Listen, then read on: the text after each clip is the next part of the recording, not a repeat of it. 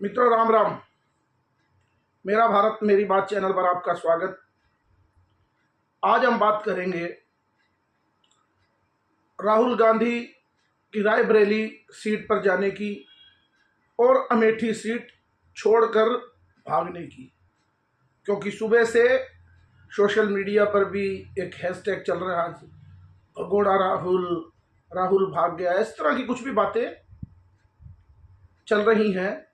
तो हम बात करेंगे इसी विषय को लेकर, क्योंकि आज सुबह तक एक हाइप क्रिएट थी और कल तो खास तौर पे जयराम रमेश, जो राजनीतिक सलाहकार है कांग्रेस पार्टी के, वो कह रहे थे कि अमेठी से राहुल गांधी चुनाव लड़ेंगे। और आपने देखा होगा सभी चैनलों के पत्रकार अमेठी कार्यालय में और रायबरेली कार्यालय के बाहर पुताई और कार्यालय की सफाई, और कार्यकर्ता जोश से कह रहा था कि अमेठी से राहुल गांधी चुनाव लड़ेंगे। और रायबरेली के जो कार्यकर्ता थे वो कह रहे थे हमें सूचना है कि प्रियंका गांधी चुनाव लड़ेगी रायबरेली से। और राहुल गांधी का तो अमेठी से नॉमिनेशन फार्म भी खरीद लिया गया था, नामांकन पत्र जो लेते हैं वो भी ले लिया गया था।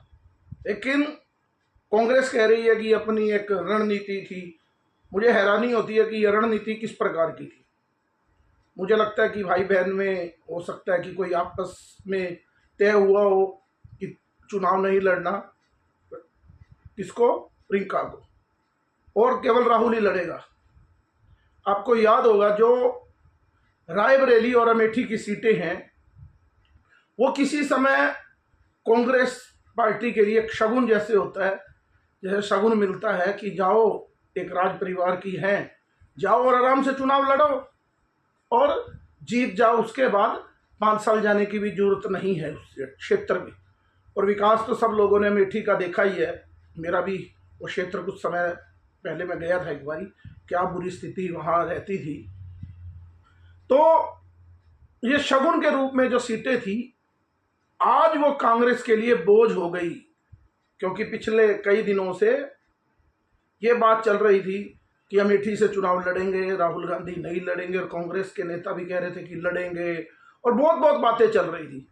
और कांग्रेस पूरी तरह वहां से भाग भी नहीं सकती थी और ये गांधी परिवार वहां जाना भी नहीं चाहता था।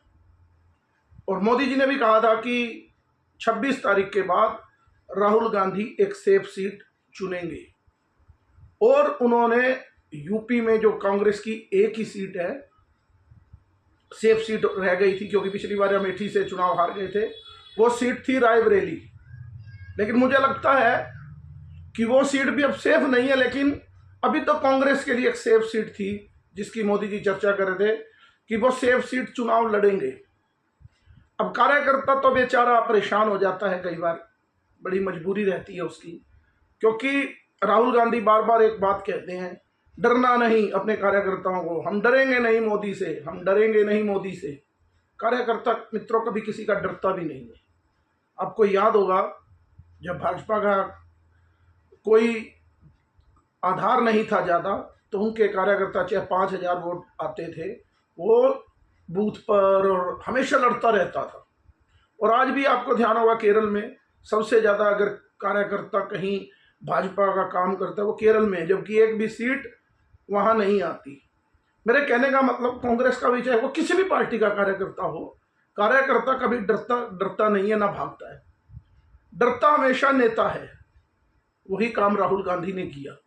नेता वही जो आगे आकर लड़ाई लड़े, सेनापति वही जो आगे आकर लड़ाई लड़े। इस मामले में हरियाणा में जो देवीलाल का परिवार रहा, चाहे वो देवीलाल हो, चाहे वो ओम प्रकाश चौटाला हो, चाहे उनके आगे बेटे हों, मुझे याद है वो परिवार कभी भी चुनाव किसी भी क्षेत्र में जाके लड़ने से नहीं डरे। देवीलाल उप प्रधानमंत्री बने देश के, हरियाणा के सिरसा के रहने वाले थे, रोहतक से चुनाव लड़े जाकर, कई बारी हारते रहे, जीतते रहे, सीकर से जाकर राजस्थान से चुनाव लड़े, और कभी सोनीपत से लड़े, यानी कि लड़ना है बस।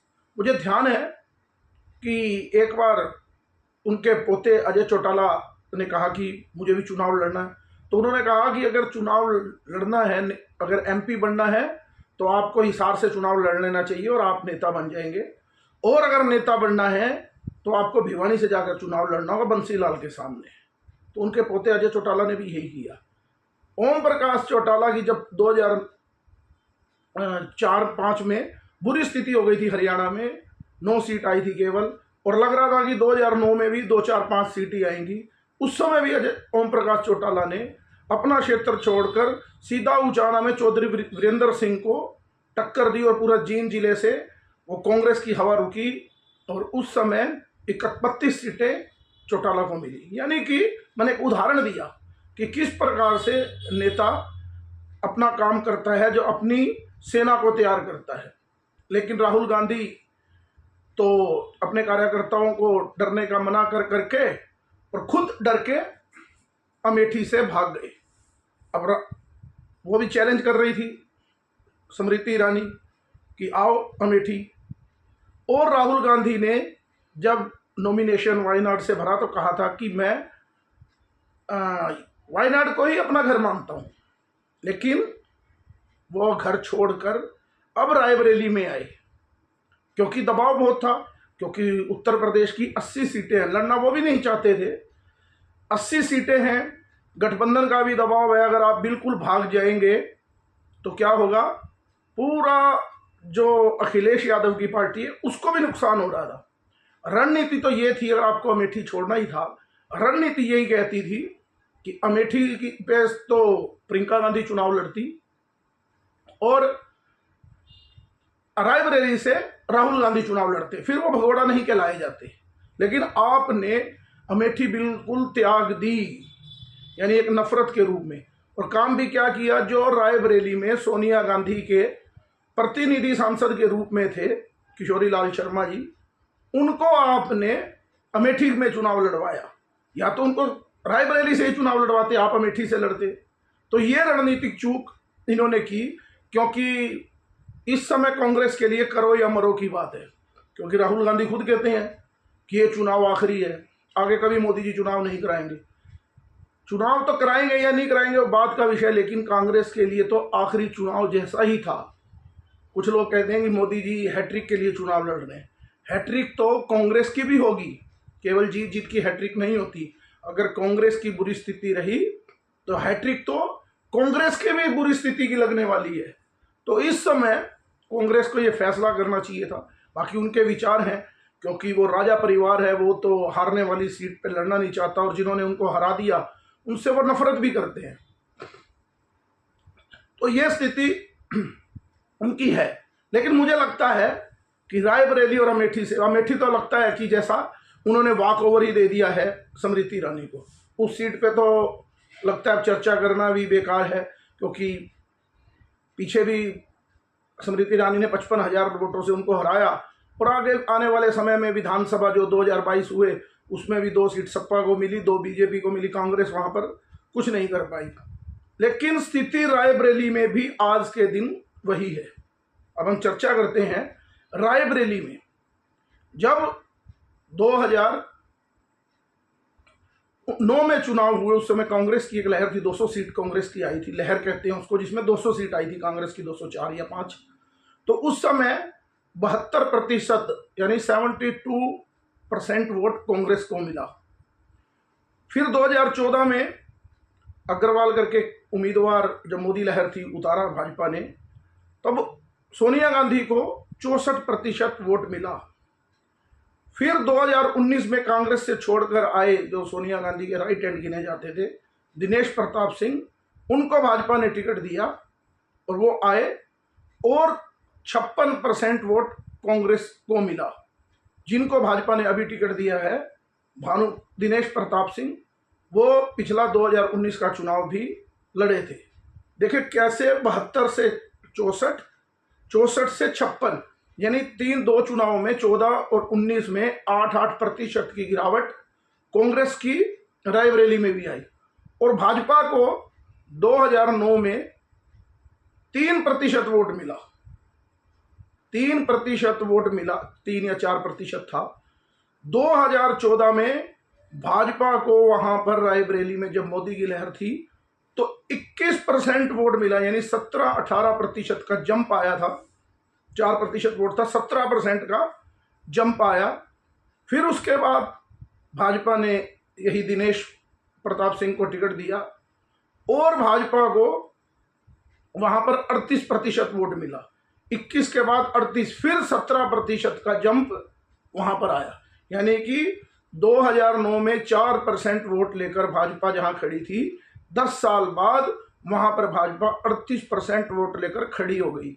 और जो कांग्रेस वहां खड़ी थी 72% पर, वो 56 पर आ गई। क्योंकि पिछले चुनाव में भी लगभग सोनिया गांधी को वॉक ओवर दिया जाता है समाजवादी पार्टी और बहुजन समाज पार्टी द्वारा, तो वो उम्मीदवार भी नहीं थे 2019 के चुनाव में, क्योंकि शाही परिवार है, चाहे समझौता हो चाहे ना हो। कांग्रेस का समझौता नहीं था, लेकिन सपा बसपा का गठबंधन था, तो उन्होंने पिछली बारी अमेठी और रायबरेली में अपना उम्मीदवार नहीं उतारा। अब की बार सपा और कांग्रेस का गठबंधन तो है, लेकिन बसपा का भी एक यादव उम्मीदवार है। कांग्रेस ने एक यादव उम्मीदवार को वहां उतारा और एक चौहान उम्मीदवार अमेठी में भी उतारा है। तो और वहां की जो स्थिति है, जैसे कि अमेठी में पांच लोकसभा सीटें हैं, लोकसभा एक सीट में 5 विधानसभा सीटें हैं, और रायबरेली में 6 विधानसभा सीटें हैं, जिसमें से पिछले 2022 के चुनाव में 4 सपा ने जीती थी और बीजेपी ने 2 सीटें जीती। कांग्रेस अलग लड़ रही थी, तो कांग्रेस को लगभग 5 या 6% वोट ही मिला रायबरेली में, लेकिन चलो सपा का समझौता है। लेकिन अब जो 6 सीटों में बीजेपी ने रायबरेली सदर से, जो कांग्रेस के बड़े कद्दावर नेता होते थे बाहुबली अखिलेश प्रताप सिंह, उनकी बेटी को पिछली बारी टिकट दिया, जो कि 2017 में भी कांग्रेस से विधायक थी, लेकिन वो पिछली बारी कांग्रेस छोड़ के भाजपा में आ गई और भाजपा ने रायबरेली सदर से भी अपना खाता खोल लिया। यानी 2 सीटें टोटल कुल मिलाकर वहां से भाजपा जीती 6 में से, और 4 सपा ने। उसमें से भी एक आजकल पीछे जब चुनाव हुए राज्यसभा के, तो मनोज पांडे करके एक विधायक जो ऊंचाहार से हैं, वो भी बीजेपी में आ गए, जिनका नाम भी चल रहा था लोकसभा के लिए। तो 3-3 सीट, 3 सपा के पास और 3 भाजपा के पास, तो इतना नजदीकी मुकाबला भी विधानसभा में रहा। और अब राम मंदिर की लहर और कई चीजें हैं, तो मेरा जो आकलन है कि भूल तो मैं नहीं कहूँगा, क्योंकि चुनाव तो लड़ना ही था, तो रायबरेली में भी मुझे लगता है कि राह आसान राहुल गांधी की नहीं है। जब राह आसान नहीं थी, तो फिर चुनाव अमेठी से ही लड़ लेना चाहिए था, या प्रियंका को अमेठी से लड़ाकर यहाँ पर चुनाव लड़ना चाहिए था। अब पता नहीं कांग्रेस की रणनीतिकार और रणनीति बनाने वाले जो कल तक कह रहे थे सभी कि नहीं अमेठी से राहुल गांधी लड़ेंगे, तो वो लोग भी अब मैदान में नहीं है। वो कहते हैं हमारी रणनीति का हिस्सा था। यानी आपका नेता कितना डरा हुआ है चुनाव से। कब से चुनाव चल रहा है, पहली लिस्ट में जहां नाम आ जाना चाहिए था, आपने लड़ना ही था, तो पहली लिस्ट में नाम आ जाना चाहिए था। लेकिन आप स्वयं ही अपने विरोधियों को, जैसे मोदी जी कह रहे थे कि आपको सेफ सीट की जरूरत है, तो आपने सेफ सीट को चुनने का ही प्रयास किया। तो उनकी बात पर आप खुद तो मोहर लगाते हो और फिर गाली देते हो दूसरों को। तो आज मैं इसलिए चर्चा की, क्योंकि आज का मुद्दा सबसे बड़ा यही बना हुआ था कि वायनाड बार बार याद आता है, क्योंकि वायनाड से ही सांसद है राहुल गांधी, और वहाँ से वो जीत भी जाएंगे। क्यों? क्योंकि वो मुस्लिम सीट है। वहाँ की भी जो इनके प्रतिद्वंदी हैं एन राजा, उन्होंने भी बड़ा आरोप लगाया कि राहुल गांधी उस समय बताया क्यों नहीं, या आप भी बताएं कौन सा घर है उनका। तो बड़े आरोप, जबकि वो इनकी इंडी गठबंधन के अलायंस है, लेकिन आरोप भी वही लगा रहे हैं। तो आज के लिए इतना ही, अगले अंक में फिर बात करेंगे। मेरी ये बात पसंद आए तो मेरे चैनल को लाइक कीजिए, सब्सक्राइब कीजिए और शेयर कीजिए। भारत माता की जय, वंदे मातरम।